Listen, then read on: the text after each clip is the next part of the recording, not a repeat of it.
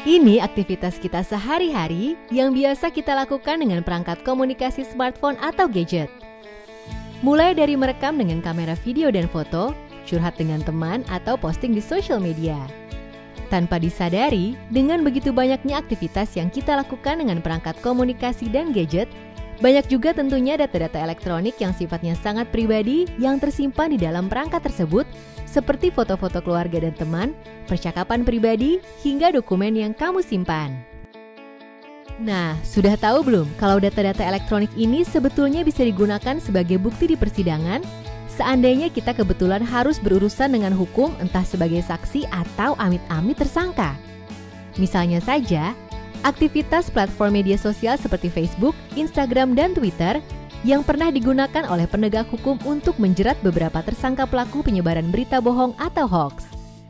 Hasil rekaman percakapan aplikasi chat dan sosial media ini bisa digunakan sebagai bukti elektronik yang menjerat tersangka dalam suatu kasus.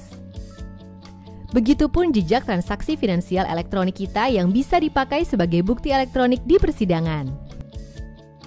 Tapi, sebetulnya tidak semudah itu penegak hukum bisa mengambil data elektronik dari perangkat elektronik untuk digunakan sebagai bukti di persidangan. Perlu diketahui bahwa data pribadi kita yang tersimpan dalam perangkat komunikasi sifatnya mudah rusak, mudah dipindahkan, dan mudah digandakan. Oleh karenanya, jika data yang menyimpan informasi yang sifatnya sangat pribadi tersebut harus dipakai sebagai bukti di persidangan, maka data tersebut harus mendapatkan perlindungan, sehingga data elektronik tersebut tidak rusak atau bahkan disebarluaskan tanpa persetujuan kita sebagai pemilik data. Artinya, penegak hukum tidak boleh sembarangan mengambil semua data elektronik yang ada di perangkat kita, melainkan hanya data-data yang berhubungan langsung atau relevan dengan kasus yang sedang diselidiki. Itu pun wajib disertai surat izin penggeledahan atau permintaan atas data, serta diberikan jaminan bahwa data-data itu tetap diperlakukan sesuai dengan prinsip kehati-hatian dan kerahasiaan. Data-data elektronik tersebut juga tidak boleh diambil atau dipindah tangankan begitu saja, tanpa melalui sebuah rangkaian prosedur yang diatur dalam kerangka hukum yang berlaku dan dengan metode digital forensik yang benar. Sayangnya, saat ini Indonesia belum memiliki regulasi yang mengatur secara jelas ketentuan penggunaan dan perlindungan terhadap data-data elektronik ketika digunakan oleh penegak hukum sebagai bukti dalam sebuah kasus, baik kasus pidana maupun kasus perdata. Regulasi terkait data elektronik yang banyak dipakai saat ini masih mengacu pada Undang-Undang Nomor 11 Tahun 2008 tentang Informasi dan Transaksi Elektronik atau UU ITE. Juga belum ada landasan regulasi yang mengikat dan mengatur dengan tegas bagaimana bukti elektronik harus diperoleh, diproses, dan dihadirkan dalam persidangan, serta pengaturan yang memastikan kerahasiaan data.